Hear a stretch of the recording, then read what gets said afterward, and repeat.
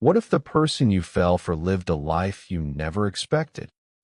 What if one visit to his home broke the picture you had in your head? Would you stay and hope he grows, or leave before your future breaks too? My name is Claire, and I'm 27. I live in a big American city, work a stable job, and thought I finally found a man who could be my partner. I met him on a warm afternoon at the dealership. He walked toward me with a friendly grin and asked if I needed help choosing a car.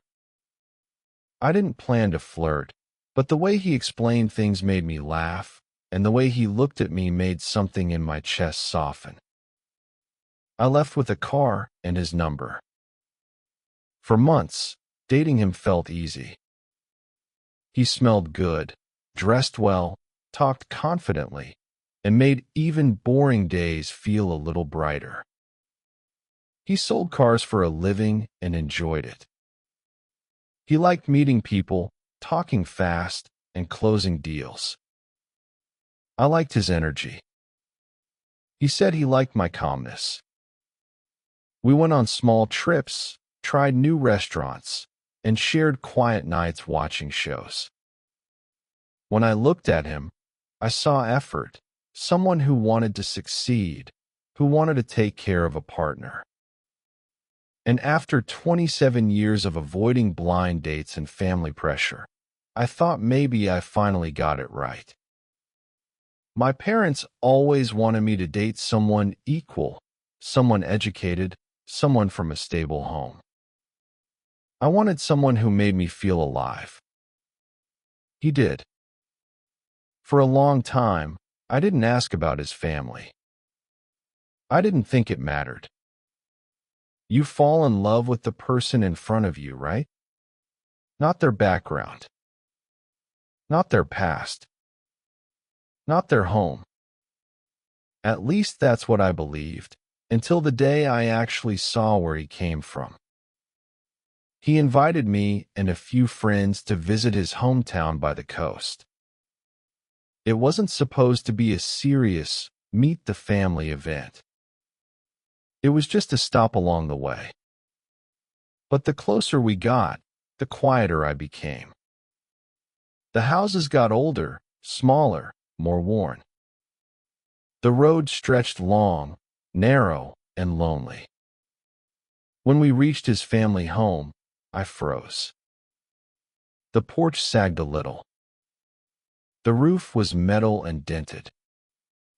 The yard wasn't a yard, just dirt and chickens walking around, leaving mess everywhere. A baby played on a thin wooden board near the door. Inside, his mother greeted us. She was kind, but her makeup was loud, bright colors, sharp lines, and tired eyes. The house felt crowded, cluttered, and a little chaotic. I didn't want to judge, but my chest tightened. The things he worked so hard to hide were right there in front of me. The cups looked unwashed, so I didn't drink the water they offered. The furniture was mixed and worn. The smell in the air reminded me of long days and hard lives. He talked casually, like everything was normal. For him, maybe it was. For me, it was a shock I couldn't shake off. I wasn't looking for luxury. I wasn't looking for perfection. But I needed cleanliness, stability, and a sense of direction. I didn't see that here. I saw survival, not growth. On the drive home, he told me things he never mentioned before. His father had died years ago. His brother worked far away and sent money home sometimes. His mom worked small jobs and watched her grandchild. But the part that hit me was this. He had spent years sending most of his salary back home, not for emergencies, but to cover the family's gambling debts. His mother and brother would play, lose, and then call him. And he always stepped in. He told me he didn't have savings because he had to take care of them. I asked, "What about yourself? What about your future?" He looked out the window and said, "Family first." I wanted to respect that. I really did. But a part of me felt fear sliding slowly into my stomach. If we married, would I also be responsible? Would our home, our savings, our plans disappear into someone else's mistakes? He earned decent money, good money, honestly, but he had nothing to show for it. Not a home, not savings, not a plan. He was working hard, but the past kept pulling him down.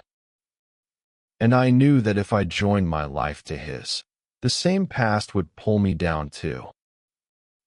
I tried to sleep that night, but my mind kept replaying everything. The house, the chaos, the debts, the way he said they need me.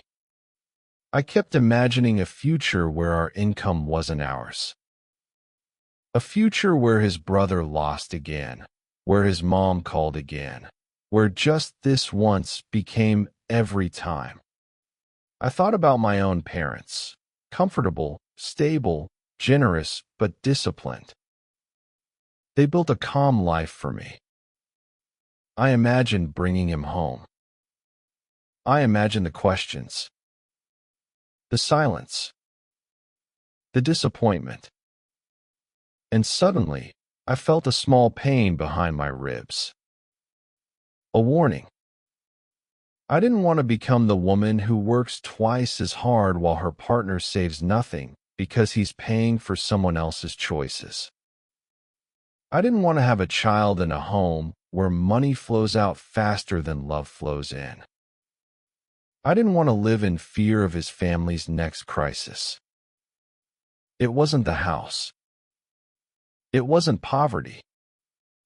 It was the pattern, the cycle, the lack of boundaries. And the truth was simple. I could love him, but I couldn't live his life. When I told him I wanted to end things, he stared at me like I had slapped him. He asked, "It's because of my house, right? Because of how my family lives?" I didn't lie. I said partly, but mostly because you never learn to protect yourself from them. He looked angry, then hurt. He said I was shallow. He said I only cared about comfort. He said I was scared of hard life. Maybe he was right. Or maybe I had finally learned the difference between helping and sinking.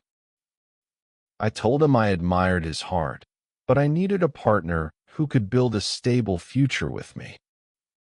Not one who kept pouring everything into a fire that never stops burning. He said, "So you're leaving me because I'm poor?" I said quietly, "I'm leaving because you don't want to stop being poor." He had no answer. At the end, he said, "You're heartless." I wiped my eyes and said, "Maybe, but I'm also honest." Walking away from him felt like shutting a door that used to be warm but now felt dangerous. I chose myself, even though it hurt. When I got home, I cried, not because I regretted leaving him, but because endings hurt even when they're right. I sat by my window and looked at the city lights and thought about the woman I want to become. Someone strong. Someone steady. Someone who builds a home with a partner who can stand beside her, not behind her, and not dragging her down. I know people will judge me. They will say I'm shallow, spoiled, unrealistic. Let them talk. They don't know the weight of another family's debt. They don't know how heavy it is to carry a partner who refuses to build boundaries. I chose a future where my home is peaceful, where my savings belong to my family, not someone else's mistakes. I chose a partner who matches my values, not just my feelings. Love is beautiful, but life is long. And I'd rather break now than break forever. I hope he finds a woman whose heart fits his life. I hope she loves him honestly. As for me, I'm moving forward. One clean step at a time. One brave breath at a time. Choosing the life that feels like mine.